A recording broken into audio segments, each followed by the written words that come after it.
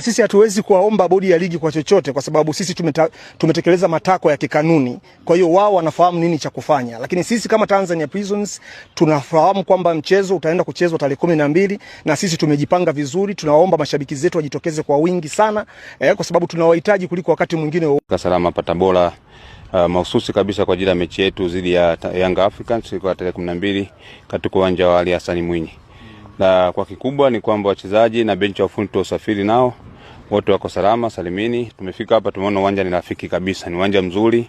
Unaonekana picha ya kijani kabisa, lakini majukwaa tumepita maeneo mbalimbali. Tumeona kila sehemu iko vizuri zaidi. Inaonyesha kabisa kwamba iko tayari kabisa kwa ajili ya mechi. Kwa kikubwa sisi tuna imani kwamba sisi na wadau wengine wa mchezo lakini na mashabiki wengine wataenjoy sana kuangalia burudani tutakayocheza katika uwanja wa Hassan Mwinyi. Sisi kama Tanzania Prisons tumejiandaa vizuri, tunajua tuna mchezo mgumu na ukiangalia sisi msimamo wetu tuko chini sana. Na tuna mchezo na mtu ambaye anaongoza ligi lakini